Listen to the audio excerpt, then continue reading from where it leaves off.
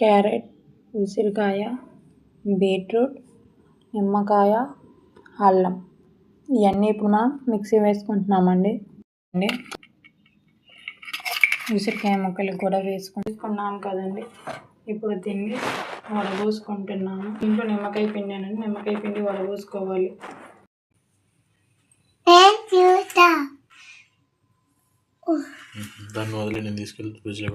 వచ్చినాయండి ఐస్ గడ్డలు. ఇదిగోండి క్యూబ్ వచ్చింది.